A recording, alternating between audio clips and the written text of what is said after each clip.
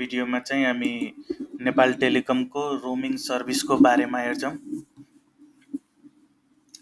Roaming service कसरी activate गर्ने, deactivate गर्ने, पोस्टपेडको केसमा के हुन्छ, प्रिपेडको केसमा के हुन्छ, त्यसको बारेमा चाहिँ हामी हेर्छौँ।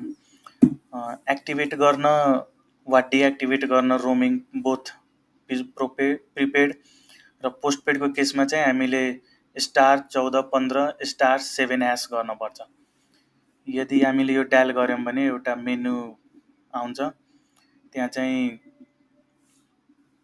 हामीले यो 1 2 3 मा हेर्न सक्छौँ। 2 नम्बर यदि हामीले थिच्यौँ भने हामी अर्को पेजमा जान्छौँ, एक्टिभेसन डिएक्टिभेसन क्वेरी। अब एक्टिभेट गर्नलाई 1 डायल गर्न पर्यो, डिएक्टिभेट गर्नलाई 2 डायल गरेर सेन्ड गर्न पर्यो।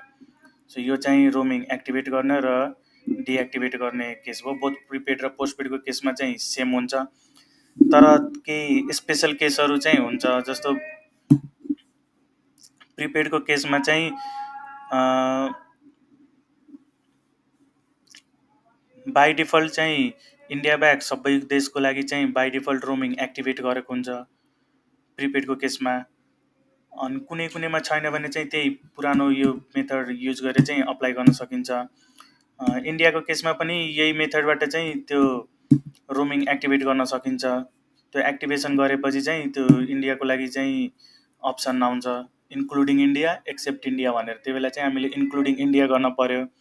अनि प्रिपेडको केसमा चाहिँ मिनिमम ब्यालेन्स भन्ने हुँदैन, सिम चाहिँ एक्टिभेट भयो भने चाहिँ रोमिङ एक्टिभेट गर्न मिल्छ। पोस्टपेडमा चाहिँ स्पेशल केस हुन्छ। जस्तो पोस्टपेडमा चाहिँ फर्स्ट टाइम रोमिङ एक्टिभेट गर्नलाई चाहिँ मिनिमम 5000 ब्यालेन्स हुन पर्यो। त्यो *1415*7# गरेर हामीले एक्टिभेट गर्न खोज्यौँ भने त्यसले चाहिँ मिनिमम 5000 ब्यालेन्स छ कि छैन भनेर हेर्छ। यदि 5000 ब्यालेन्स छ भने एक्टिभेट गर्न दिन्छ, 5000 ब्यालेन्स छैन भने एक्टिभेट गर्न दिँदैन। अनि तर एकचोटि एक्टिभेट भइसक्यो भने त्यसपछि चाहिँ हामीले मिनिमम 3000 ब्यालेन्स चाहिँ मेन्टेन गर्नुपर्छ रोमिङ काम गर्नलाई।